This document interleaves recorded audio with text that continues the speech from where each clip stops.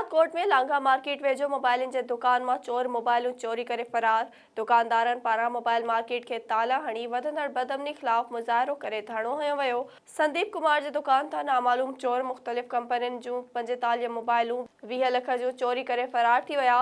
दुकानदारन वधंदड़ बदअमनी खिलाफ मार्केट के ताला हणी मेन चौक ते एहतजाजी मुजाहरो करे धरणो हयो। मुज़ाहिरीन आला इख्तियारन खां मुतालबो कंदे घुर कई आहे त चोरी थियल मोबाइलूं रिकवर कराए इंसाफ कयो वञे। ठारू शाह में आदमशुमारी अमले जो मुतालबन की मञता लाइ एहतजाज। हुकूमत परे परे जे इलाइक़नि में मोकिले थी पर तेल जा भी पैसा नथा ॾिना वञनि ऐं सिक्योरिटी भी नाले मात ॾिनी वई आहे।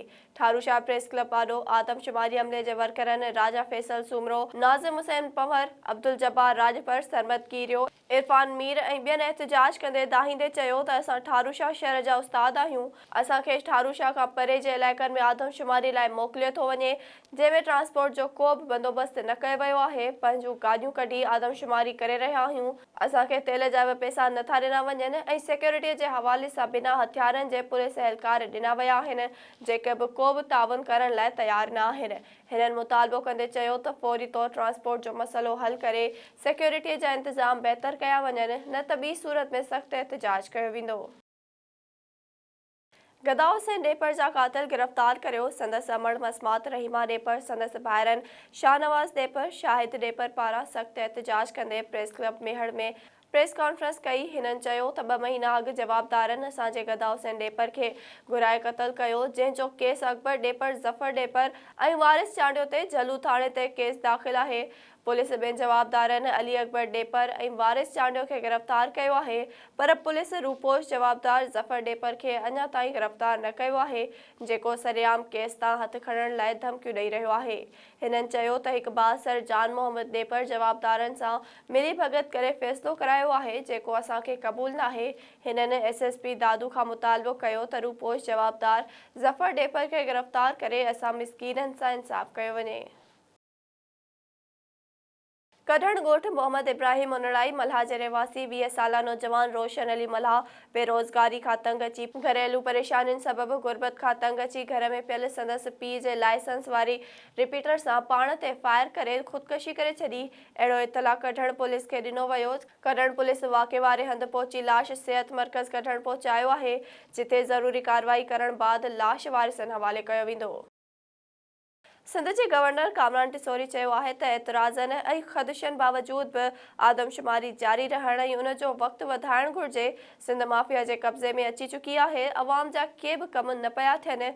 हिन वक़्तु सियासत न पर सभिनी खे गॾिजी मुल्क खे मुआशी ऐं मुशावरती बहराननि मां ॿाहिरि कढण जो आहे। इतिहादी हुकूमत में मसइला थींदा रहंदा आहिनि, जिन खे गॾिजी हल बि कयो वेंदो आहे। इमरान ख़ान जी अना ऐं ज़िद मुल्क खे तबाहीअ जे किनारे ते आणे छॾियो आहे। अहिड़ो इज़हार हिन हैदराबाद प्रेस क्लब जी दावत ते प्रेस क्लब पहुची सहाफ़ियुनि सां ॻाल्हाईंदे कयो। हिन चयो त मुल्क हिन वक़्तु बदतरीन मुआशी ऐं मुशावरती बहराननि जे वर चढ़ी वियो आहे। रिकॉर्ड तोड़ महांगाई अवाम जी चेल चिबी करे छॾी आहे। मिडिल क्लास तबिको त ख़तम थी चुको आहे। हाणे सिर्फ़ अमीर ऐं ग़रीब माण्हू नज़र अचे थो। ग़रीब माण्हुनि जी हालत ख़राब थी चुकी आहे। पाकिस्तान कर्ज़ लाइ IMF आॾो हथ फैलाए रहियो आहे। हिन चयो त बहराननि जो केरु ज़िम्मेवार आहे ऐं केरु उन्हनि बहराननि खे हल कंदो, उन बाबति कुझु बि नज़र न पियो अचे। हिन चयो त हिकु साज़िश ऐं एजेंडा तहत मुआशी ऐं मुशावरती बहरान पैदा करे पाकिस्तान जो नालो दुनिया में बदनाम कयो पियो वञे। हिन चयो त सिंध माफ़िया जे कब्ज़े में अची चुकी आहे।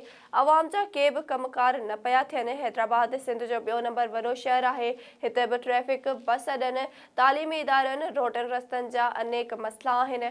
हिन खे हल कराइण लाइ पंहिंजो भरपूर किरदारु अदा कंदसि। इन मौक़े ते हैदराबाद प्रेस क्लब जे सदर लाला रहमान समो कामरान टिसोरी खे प्रेस क्लब अचण ते आजियां कंदे खेसि सिंध जी रवायती सूखड़ी अजरक ऐं टोपी जो तोहफ़ो पेश कयो।